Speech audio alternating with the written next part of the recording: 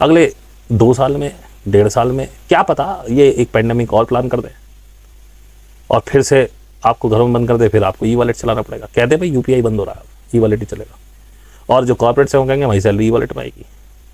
कर लो, क्या करते हो तुम, बैंक ठप। इनका भरोसा नहीं, ये 1 साल में ठप कर दे बैंक।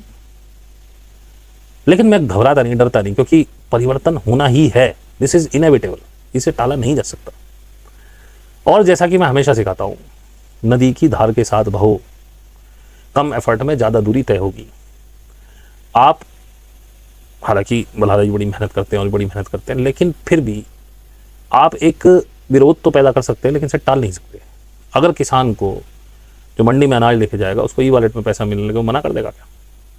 सिस्टम में जिस दिन वो गवर्नमेंट चाहिए आपको पूरी तरह से आना ही पड़ेगा। मुझे बता दीजिए, कोविड से पहले पेटीएम कितना चलता था? चल रहा था, लेकिन इतना नहीं चल रहा था। और आज आप यूपीआई कितना यूज कर रहे हैं? आपको याद भी नहीं होगा लास्ट टाइम बैंक कब गए थे, या किसी का एटीएम ही बैंक में रखा और वो पास ही हो, तब वो भी आप एटीएम तक ही जाते होंगे, बैंक में नहीं घुसे होंगे। या जिनके कुछ लॉकर्स वॉकर्स हैं, एफडी वगैरह, उसके काम के लिए बैंक जाते हैं, अब तो वो भी ऑनलाइन ही रिन्यू हो जाती, कहीं नहीं जाना पड़ता।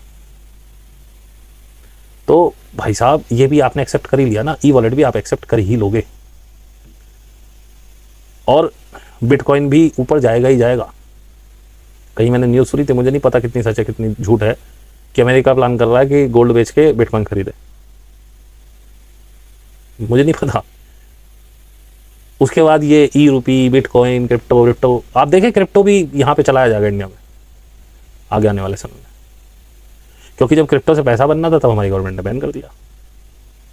मुझे खूब याद है, 20,000 रुपये का एक बिटकॉइन मिल रहा था, और डर के मारे इसीलिए नहीं खरीदा कि पता नहीं सही है कि गलत है। 20,000 तो मैं जब भी खर्च कर सकता था, और आज उसकी वैल्यू देख लो। लेकिन मुझे कोई अफसोस नहीं है, ठीक है, मैंने डिसीजन लिया, सोच समझ के लिया, नहीं लिया। और आगे भी मैं बिटकॉइन में कोई बहुत ज़्यादा कोई सोच नहीं रहा हूँ इन्वेस्टमेंट की। अब करेंसी ही बिटकॉइन हो जाए तो बात एक अलग है, लेकिन ये जो ई वॉलेट आ रहा है क्रिप्टो ही तो है। तो आपको क्रिप्टो में डील करना ही पड़ेगा। जब सैलरी आपकी क्रिप्टो में आएगी, और जब क्रिप्टो में मतलब ई वॉलेट, वही मतलब ई रूपी में आएगी, तो ई रूपी आप खर्च करेंगे।